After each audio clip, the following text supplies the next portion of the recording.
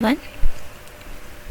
Today I'll be talking about DEA, that is Data Envelopment Analysis.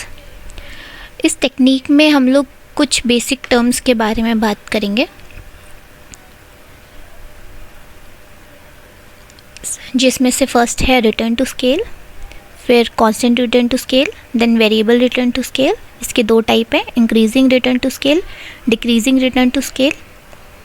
फिर हम बात करेंगे स्केल एफिशिएंसी की, फिर बात करेंगे इनपुट ओरिएंटेड मॉडल क्या चीज़ होती है और आउटपुट ओरिएंटेड मॉडल क्या चीज़ होती है. ठीक है, first of all we will talk about return to scale. अब रिटर्न टू स्केल में क्या होता है कि जो भी इनपुट्स होते हैं, ठीक है, अगर उनमें हम कोई भी चेंजेस करें, ठीक है, तो उसकी वजह से जो आउटपुट होंगे उसमें भी सेम प्रोपोर्शनल चेंजेस हम देखते हैं. ठीक है, जैसे कि हम इसकी डेफिनेशन देखें तो return to scale refers to the rate by which output changes if all inputs are change by the same factor.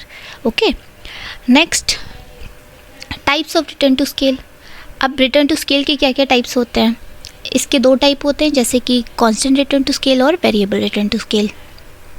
हम इन दो टाइप के बारे में यहाँ पे बात करेंगे. तो फर्स्ट है कांस्टेंट रिटर्न टू स्केल.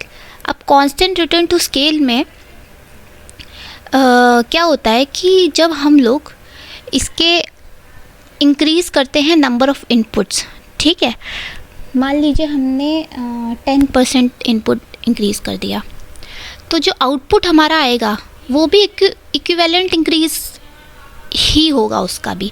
जैसे कि मान लीजिए हमने 10% इंक्रीज़ किया है इनपुट्स में, तो जो आउटपुट हमारा आएगा उसमें भी 10% इंक्रीज़ ही आएगा. ठीक है, और इसकी एक और डेफिनेशन है, जैसे कि when an increase in inputs cause the same proportional increase in output. एक ही बात है. ठीक है, अब हम लोग इसके ग्राफ में देख लेते हैं. जैसे कि देखिए यहाँ पर 1 सेकेंड, मैं आपको पॉइंटर से समझा देती हूँ. देखिए यहाँ पर y एक्सिस पे लिखा है आउटपुट और x एक्सिस पे दिया है इनपुट. यूनिट्स ऑफ लेबर और कैपिटल इनपुट्स की ही बात कर रहे हैं.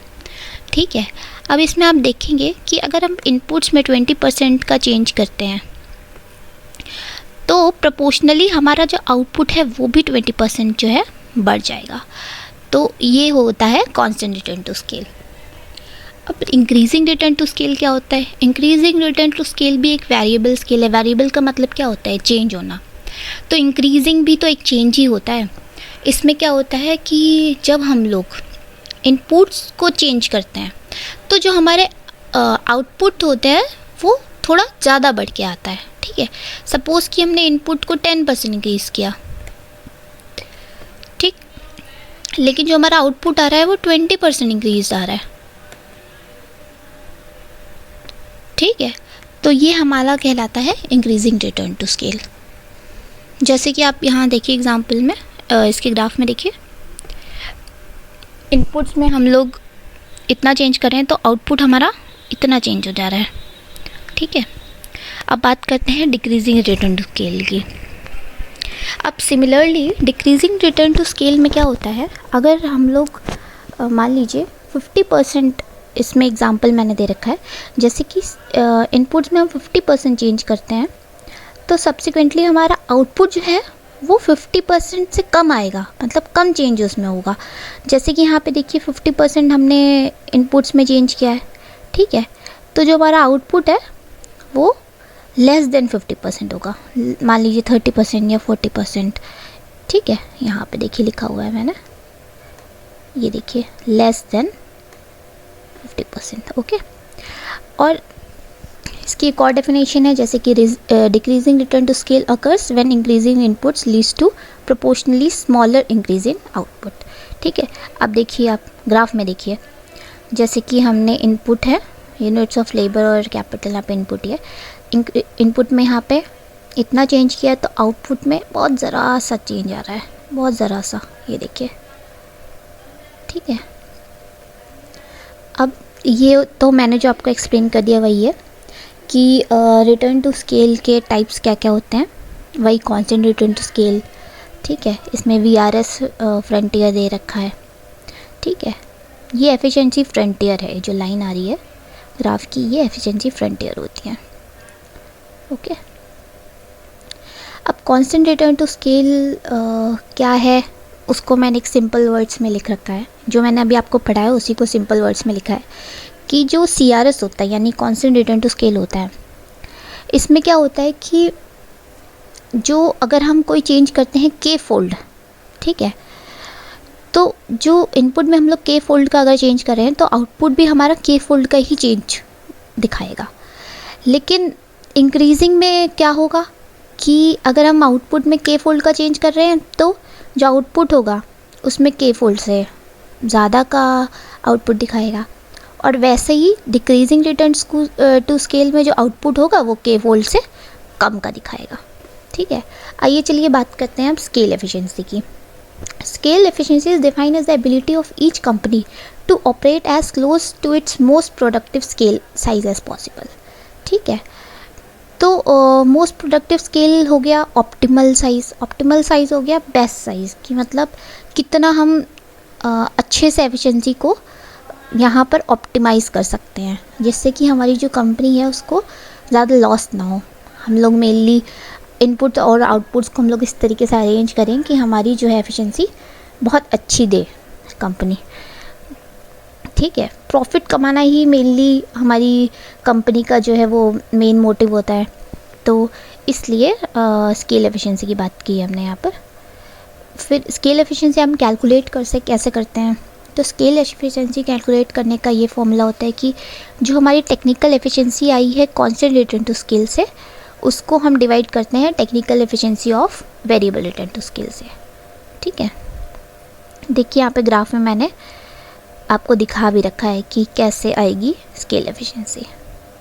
ठीक है, और we can say it may be calculated the ratio of measure of technical efficiency calculated under the assumption of CRS to measure of technical efficiency under the assumption of VRS।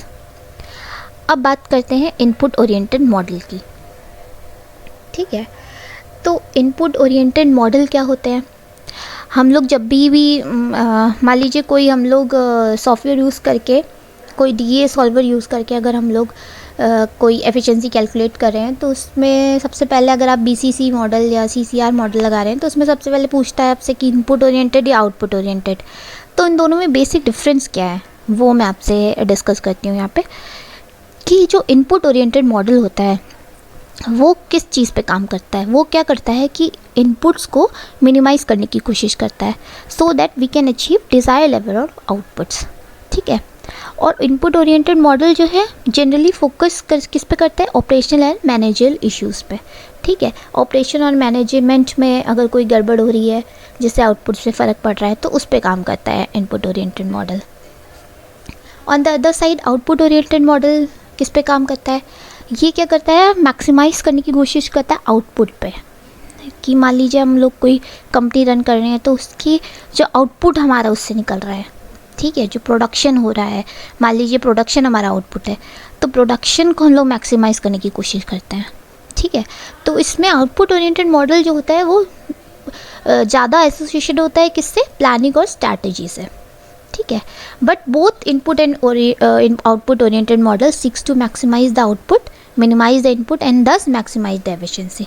ठीक है, इनपुट हम लोग कम लगाएंगे, output ज़्यादा हमारा आएगा, तभी तो वो एफिशिएंसी हमारी और बढ़ती जाएगी। Okay then, thank you, and I would like to say in the end, be healthy and positive. I know this time is a hard time, but always remember, hard days are what makes you stronger. Subscribe my channel and hit the bell button for more upcoming videos.